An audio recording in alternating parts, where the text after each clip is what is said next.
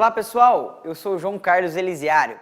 Estamos iniciando agora o programa RVC Mais Esportes, trazendo mais esportes, mais conteúdo para vocês. Não só notícias, mas também dicas de como você pode se movimentar, de como você pode fazer uma prática de atividade física saudável, melhorando aí a sua qualidade de vida. A intenção desse programa é falar de diversos esportes, mais esportes.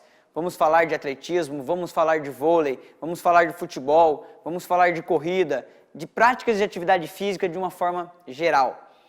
Trazendo informação de qualidade para vocês. Nesse final de semana, nós tivemos em São Paulo, no Centro Olímpico, o 97º Campeonato Paulista de Atletismo, com destaque para atletas da nossa região, atletas da cidade de Pinda, Taubaté, que estiveram participando também desse campeonato e conseguindo boas colocações, bons resultados, trazendo diversas medalhas para a nossa região. Muitas das vezes nós não ouvimos falar muito de atletismo, não ouvimos falar muito de outros esportes, mas a nossa região, a cidade de Taubaté, a cidade de Pindamonhangaba, Lorena, tem boas equipes na modalidade de atletismo, tem diversos atletas aí até mesmo fazendo índice para campeonatos mundiais, fazendo índice até mesmo para Olimpíadas. E essa informação muitas vezes fica fechada ali ao público apaixonado por atletismo. A nossa intenção é levar essa informação a todos vocês. Nós temos, por exemplo, um atleta de Taubaté, jovem de apenas 16 anos, que foi terceiro colocado no Campeonato Estadual Paulista na prova da marcha atlética, nos 20 quilômetros de marcha atlética, uma prova de extrema dificuldade. E o atleta jovem de apenas 16 anos conseguiu chegar na terceira colocação. O segundo colocado e o primeiro colocado nessa mesma prova são atletas da cidade de Pindamonhangaba. São excelentes resultados que acontecem na nossa região, de atletas da nossa região. Nesse último final de semana também tivemos a Liga das Nações, onde o vôlei brasileiro, a seleção brasileira, sagrou-se campeã. E algumas horas antes, a seleção feminina tinha sido vice-campeã. E aí a gente faz uma pergunta: Brasil é o país do futebol? Nós temos aí o vôlei, por exemplo, em extrema evidência. Uma coisa bem bacana da seleção brasileira de vôlei é que nós temos todos os atletas, com exceção do Leal, que já passaram ou estão no Taubaté Vôlei Unifunvic. Todos esses atletas da seleção já passaram pelo Taubaté Vôlei Unifunvic ou vão jogar essa próxima temporada agora. E são jogadores que estão aqui próximo de nós, que jogando nas nossas cidades aqui bem pertinho, que a gente pode acompanhar. E para tratar um pouco mais desse assunto, em breve teremos um convidado bem bacana que é auxiliar da preparação física desses jogadores, que estará aqui no programa RVC Mais Esportes com nós, conversando, contando como é o dia a dia desses atletas, como é a preparação para que eles possam chegar no mais alto nível mundial e em breve estarão também participando das Olimpíadas. Pessoal, e no próximo bloco nós vamos ter um convidado muito especial aqui com a gente, que vai contar um pouco da sua carreira esportiva, da sua vida como atleta, das dificuldades encontradas até chegar ao topo. Não percam, fiquem aí, já já estamos de volta.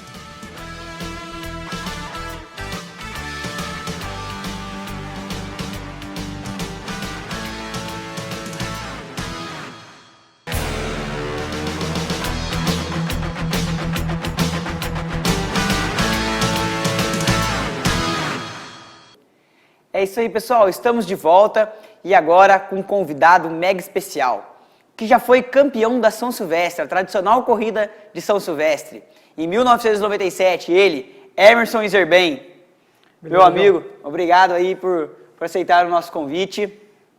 O Emerson que vem aí falar um pouquinho da sua história, de tudo que ele já fez pelo nosso país, pelo nosso Brasil. Emerson, e aí, o que você pode contar para o pessoal aí, Emerson Iserben, como que o Emerson apareceu para esse mundo das corridas? João, quero te agradecer pelo convite para estar aqui contigo, é um prazer estar com você, é um prazer falar de corrida, que é o que a gente fez a vida inteira, né? Embora agora, como vocês podem ver, não estou correndo muito, mas minha vida é a corrida. Eu comecei criança lá no Paraná, acidentalmente. Quando eu falo acidentalmente, é literalmente acidentalmente, porque eu gostava de jogar bola, futebol, como toda criança de 10 anos. Eu sofri um acidente, né? Eu morava no interior do município, eu era leiteiro, que é uma coisa que antigamente existia, as pessoas acho que nem sabem mais o que é isso hoje em dia. E eu sofri um acidente com um cavalo, perdi um polegar e aí não pude mais jogar bola. E aí um dia eu fui na cidade fazer uma entrega de legumes, verduras, essas coisas, num sábado à tarde, e vi uma corrida acontecendo. E eu nasci na fronteira, essa corrida ela saía da praça de Santo Antônio do Sudoeste e em San Antônio na Argentina e voltava. Quer dizer, já era internacional. E ali que eu comecei, me apaixonei na verdade por essa primeira vez que eu vi a corrida. No ano seguinte eu tentei correr, não consegui terminar a prova. E aí no outro ano, estou falando agora de 88, aí eu fui lá e aí teve a categoria de infanto. Aí eu venci essa categoria de infanto em 88. E aí naquele ano eu disputei várias provas ali no oeste, sudoeste do Paraná, oeste de Santa Catarina, Chapecó, aquela região. Ganhei 20 provas de 22 que eu participei. E aí eu fui convidado para ir para Londrina, para integrar uma equipe maior. E aí começou assim, com um acidente, vamos dizer. Mas foi paixão à primeira vista. Impressionante, né? É um mero acaso que trouxe para nós aí brasileiros uma figura como essa. Emerson Zerben, que saiu lá do interior para participar de várias provas pelo mundo inteiro, representando aí o nosso país. Emerson, acredito que você enfrentou várias dificuldades nesse caminho, até se tornar o campeão da São Silvestre naquele ano de 97. Você pode contar um pouco para a gente aí dessa sua trajetória como atleta, das dificuldades que você enfrentou, que você encarou, até chegar nesse ponto? Não, João, no começo a gente não tinha muita dimensão do que era o esporte, né? Eu morava numa cidadezinha muito pequena, no interior, nem mesmo na cidade eu morava na roça, de fato. Talvez hoje as pessoas não consigam, quem tem a minha idade talvez não lembre, os novos não vão saber, mas numa época em que não existia internet, a vida era muito diferente. Então o primeiro objetivo que eu tive com a minha família quando eu conversei, eu era um garoto de 14 anos, e eu estava saindo do interior de uma cidadezinha para ir morar em Londrina, a terceira maior cidade do sul do Brasil, uma cidade grande e tal. Então, na época, a ideia era poder estudar, ter acesso. Eu gostava muito dessa coisa de tecnologia, essas coisas, né? Participava da feira de ciências na escola, mas lá onde eu vivia eu não ia ter condição de evoluir. Então, o primeiro objetivo foi esse, não era nem o esporte. Quando eu fui para Londrina, daí sim que eu tive ideia do que era o esporte, do que era a corrida, do que era o campeonato nacional, do que era um sul-americano, um mundial, assim por diante.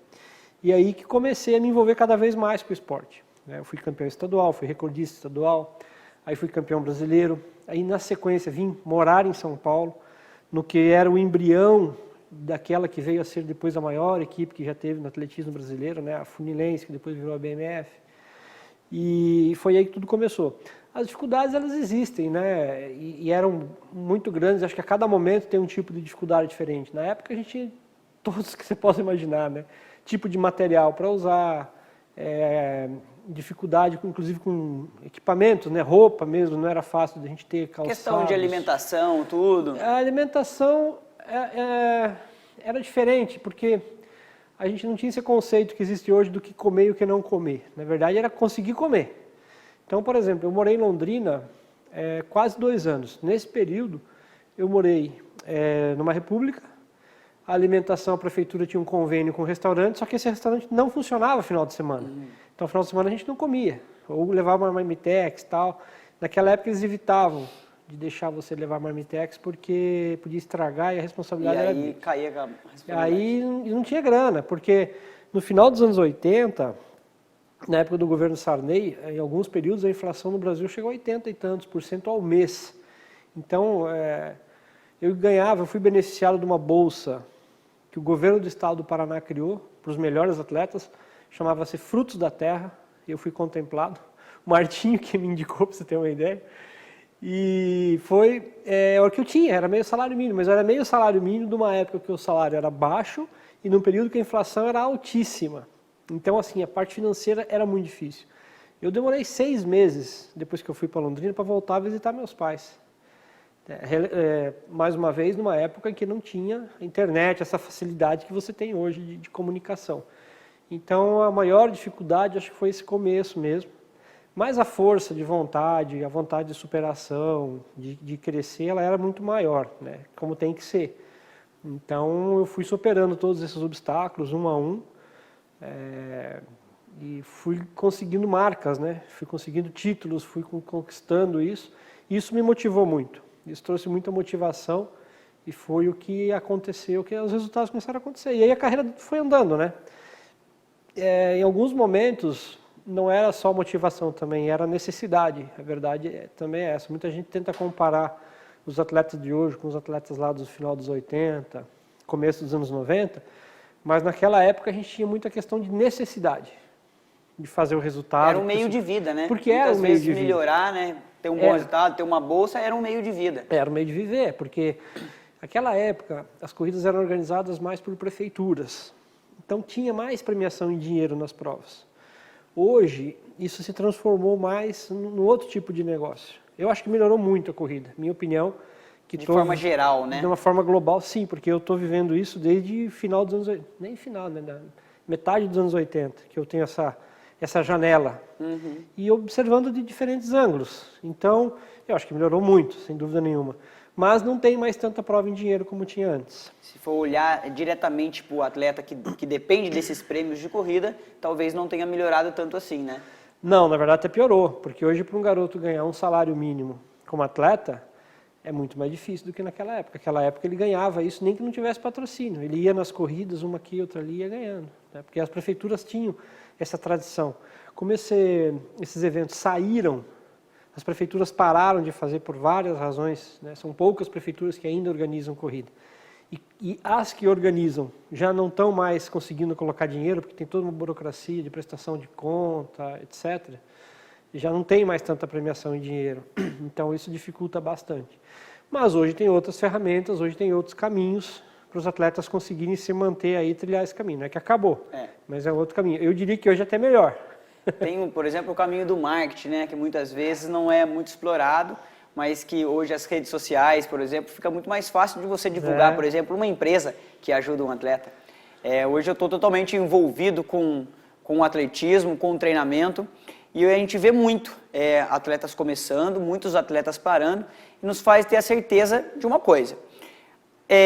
O atleta ele não basta ser diferenciado somente fisicamente, né, geneticamente, ele também tem que ser diferenciado psicologicamente. O que você tem a dizer a respeito disso, Emerson, na sua carreira? Você se considera diferenciado mentalmente? Você foi mentalmente forte para chegar onde você chegou? Eu acho que o meu ponto forte é esse, João. Acho que sempre foi.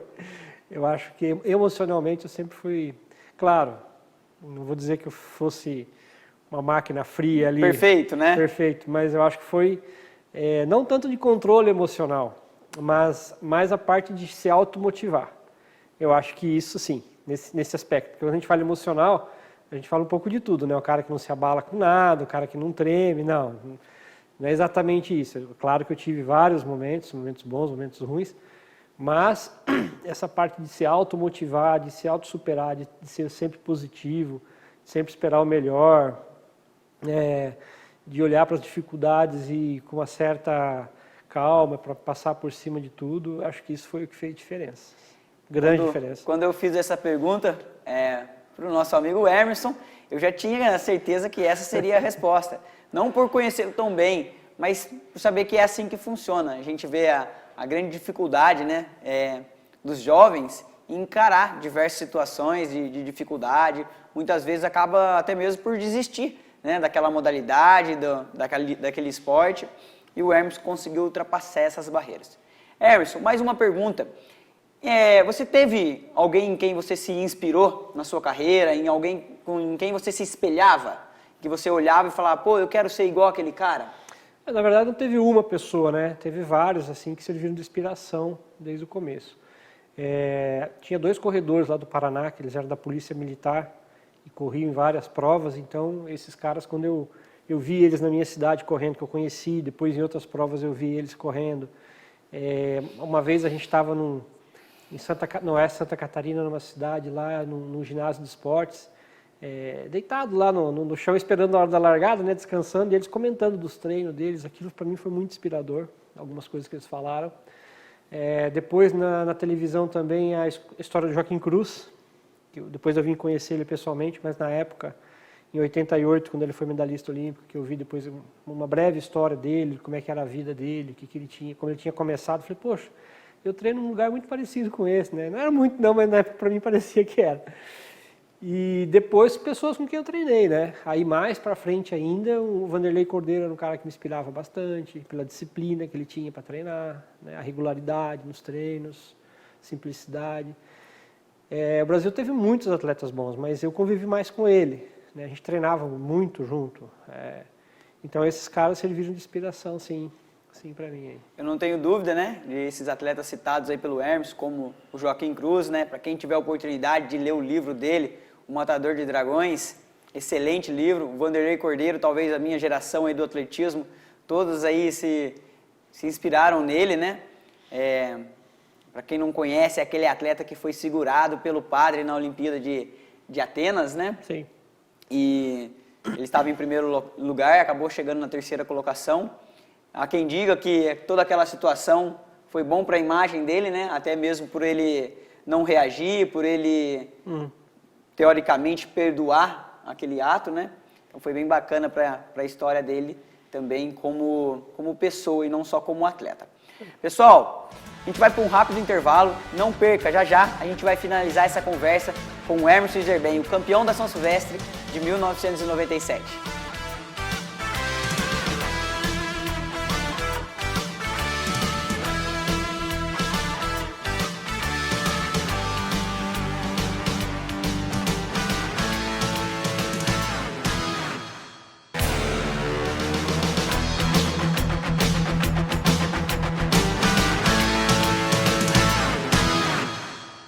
Beleza, pessoal? Estamos de volta aqui com o Emerson Iserben para a gente finalizar esse papo bacana que a gente está aqui com o grande campeão da São Silvestre de 1997.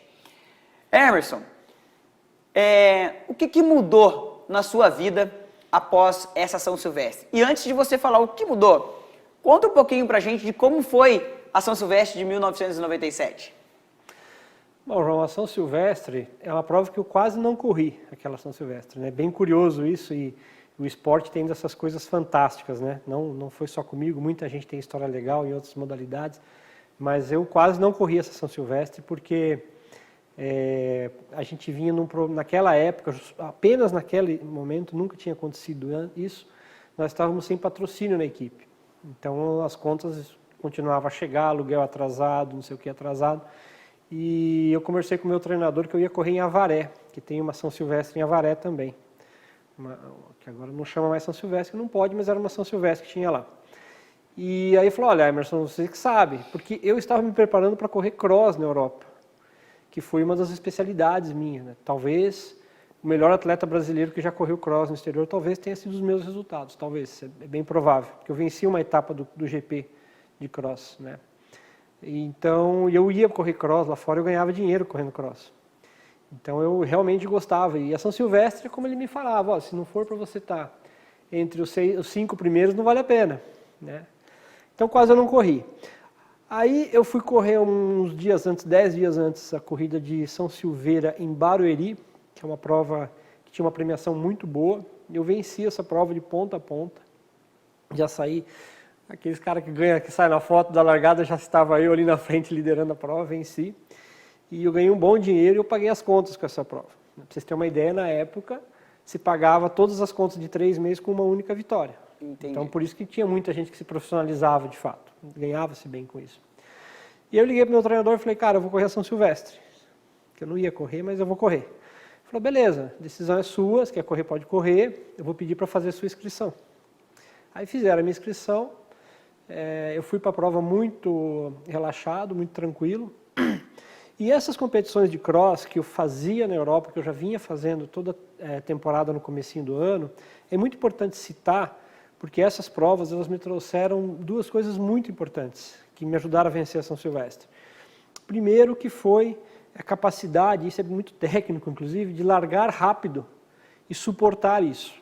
Porque é muito comum nessas provas. Né? Sair forte e não quebrar. A gente não recomenda isso para os atletas convencionais, tenho certeza que você não recomenda isso para os Mas seus no alunos. alto nível precisa disso. Mas no alto nível é assim, entendeu? Os caras saem ali 2,30 e poucos por quilômetro, é um suicídio, mas todo mundo faz isso e depois acalma o ritmo. Suporta entendeu? o ritmo. Só que se você não está preparado, você quebra. É. Então, o cross me preparou para isso. Na verdade, eu também me preparava para isso. Então, eu treinava pensando nisso. E uma outra coisa muito importante também é que, estando competindo na Europa, encontrando os melhores do mundo, todo final de semana, batendo ali, eu comecei a descobrir que era possível vencer alguns desses caras. Pelo menos a maioria deles. Eu ganhava umas provas, perdia outra, ganhava uma, perdia outra. Então, assim, você vai perdendo aquele medo de disputar com esses caras, né?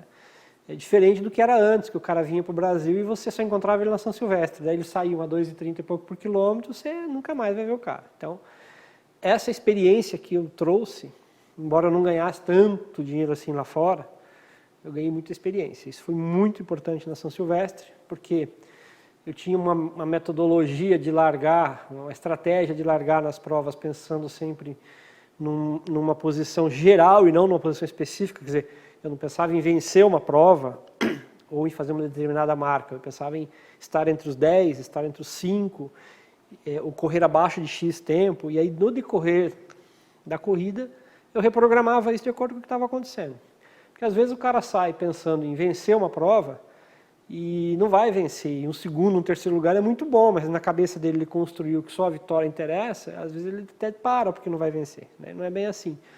Então, essa São Silvestre eu saí pensando em estar entre os 10, que já seria muito bom. Tinha 17 africanos aquele ano, 17 caras de altíssimo nível, fora os brasileiros muito bons. A gente vivia no final dos anos 90 uma safra de atletas brasileiros muito bons. Aquele ano acho que eu fui para o Troféu Brasil meio resfriado, mas eu acho que eu fui 6º ou 7º no Troféu Brasil com 13,50 no 5.000. Tinha pelo menos 5 ou 6 brasileiros mais rápidos que você. No mínimo 5, 6 brasileiros ali para brigar, né? O Vanderlei, que sempre subia melhor do que eu, só não estava subindo melhor naquela época, curiosamente, por muita sorte isso. Mais uma vez o destino do lado do Hermes.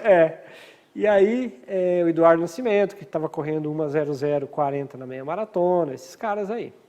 Aí eu falei, bom, se eu estiver entre os 10 já vai ser excelente, com preparação para correr o cross, aquela coisa toda.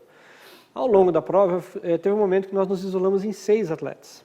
Nesse momento que nós ficamos em 6, eu pensei, bom, agora reprograma, né? Agora eu preciso ganhar de um desses caras aqui para estar no pódio. E ali tinha vários que eu já havia vencido, só o Tergak que não. Os outros todos eu tinha vencido já. Então era possível isso. Aí eu passei, agora eu vou estar no pódio. E pódio na São Silvestre é um pódio na São Silvestre, né? Tá marcado. Já seria excelente. Aí na subida, o Tergak deu aquele esticão. Aí tem toda uma estratégia mental que eu usava, não é à toa que no bloco anterior a gente falou disso, você puxou esse assunto, porque eu fazia toda uma preparação emocional e mental para correr, que sempre foi o meu diferencial, foi esse. Eu não sei, não posso dizer se eu fazia auto-hipnose, o que era, mas eu me preparava psicologicamente. Extremamente concentrado, né? Extremamente concentrado e, assim, quem corre, João, quem faz melhor marca, quem está atrás disso, sabe que no final dos treinos, no final das competições, principalmente o nosso corpo, ele quer o conforto. Então a cabeça vai falar assim para você, para que você está fazendo isso, né? Lembra aquela música do Traje a Rigor, o terceiro? Tá bom ser terceiro, você fala que não botaram fé, bota a culpa em alguém. Então a nossa cabeça, ela tenta nos trazer... Sabotar, exato.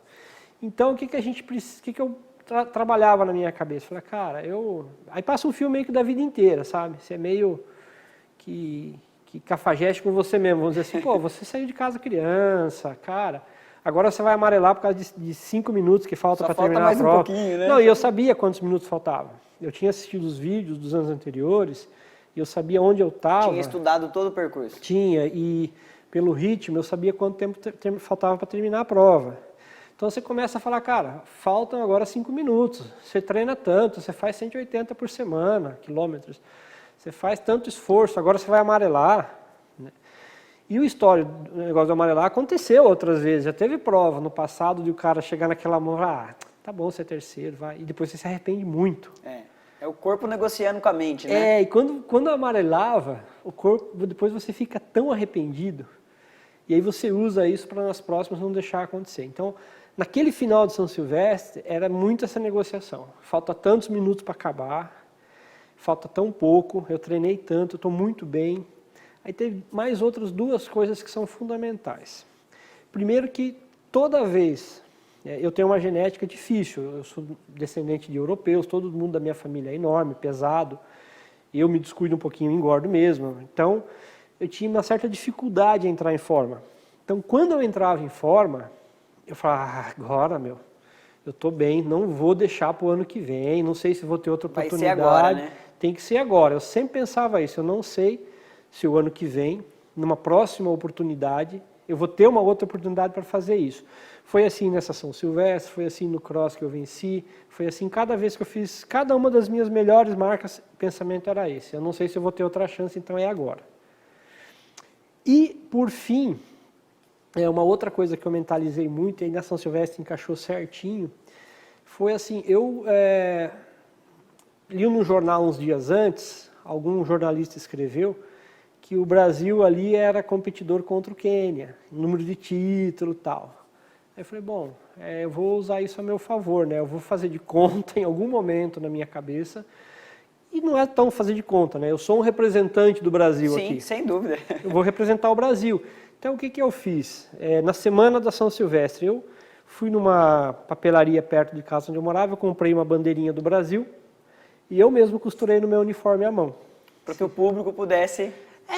Brasil, né? Eu tô com o Brasil aqui e tal, né? Até pensei em passar uma tinta amarela, falei, não, mas isso é muito palhaçada, eu vou pintar a cara de amarelo, não vou fazer isso. Uma bandeira de amarelo eu coloquei, aqui eu sou Brasil e tal, e comecei a mentalizar muito isso, que eu era o Brasil, sabe? Essa coisa de eu contra o cara de fora, que aqui eu represento o meu país, essa coisa toda. E para me ajudar, para dar muita sorte ainda, no final da prova, as pessoas, eu era muito conhecido dentro do meio do atletismo, mas público geral não, né? E também conhecido mais aqui em São Paulo, tal. Só que a São Silvestre vem gente do Brasil inteiro assistir, né? Tal, e vem gente que vem acompanhar corredor, tal. E ali no final da Brigadeiro, as pessoas começavam a gritar não o meu nome, porque não sabiam direito o meu nome. Nome difícil. A TV falava Iserbem, as pessoas tinham medo de reproduzir, então o Brasil caiu bem.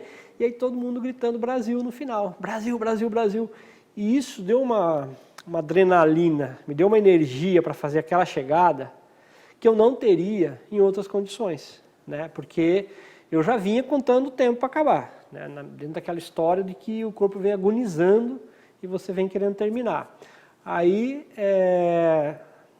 virando para entrar na Paulista, a minha conta era 50 e poucos segundos, que ali tem 400 metros, não sei se dá bem 400 metros, mas a minha conta era 50 e alguns segundos de chegada. E também aquela história, né? Daí vem um outro ditado que a gente sempre usava nos treinamentos, lá com o Vanderlei Cordeiro, com o Eduardo Nascimento. A gente sempre falava assim, quando chegava a final de treino, né? Último tiro, último quilômetro, chegada, falava, nem que eu morra, agora eu vou fazer. Era um slogan. O último suspiro. Era um slogan que a gente usava, nem que eu morra, agora eu vou fazer isso forte. E na São Silvestre, quando entrou ali na Paulista, falei, agora nem que eu morra, eu vou chegar junto na foto, porque o Poltergar, ele tinha 26 e alto nos 10 mil metros. Eu não tinha Era o atual recordista, né? Era o atual recordista do 10, da meia, do 15, várias distâncias. Do 5, se não me engano. O cara era espetacular. Então eu imaginava que ele fosse fazer um sprint mais rápido, né? Mas aquele dia estava muito quente também. E ele veio da Europa, que está frio na Europa, né, no final do ano.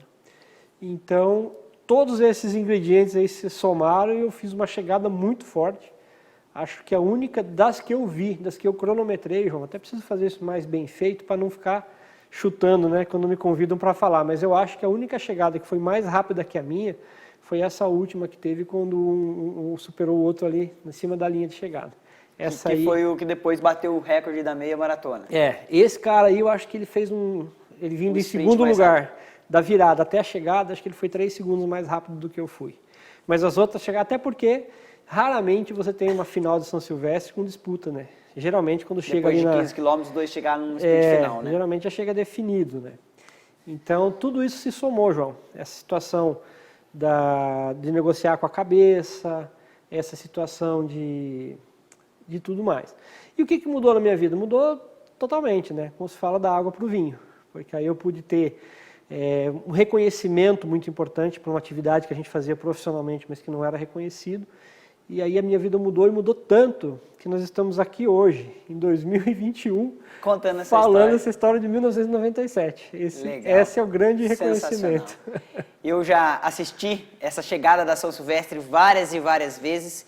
Todas as vezes que eu assisto, você que pode, procura lá no YouTube, assista também, eu fico arrepiado após assistir. Foi emocionante e nós, como brasileiros, temos que agradecer, Hermes, por essa vitória que você proporcionou para o povo brasileiro, né? E vencendo o atleta africano, o Poltergar, que venceu a São Silvestre 5 vezes, mas o Hermes quebrou a sequência dele. Para a gente encerrar esse bate-papo, Hermes, eu queria pedir para você dar um recado para o pessoal que nos assiste, não só para o pessoal que torce, mas para aquele pessoal que tem vontade de fazer uma atividade física, que tem vontade de se movimentar. O que você poderia dizer para essas pessoas? Pessoal, exercícios físicos são fundamentais para a saúde. Eu mesmo, depois de ter sido atleta tanto tempo, precisei parar muito tempo, agora eu faço caminhadas, algumas corridas leves, está excelente para mim. Procure se movimentar, encontre uma atividade que você gosta de fazer, que você encontre prazer, que você consiga fazer, faça. Vai ser muito bom. É isso aí, pessoal. A gente vai encerrando RVC Mais Esportes. Obrigado pela atenção de todos. Um abraço.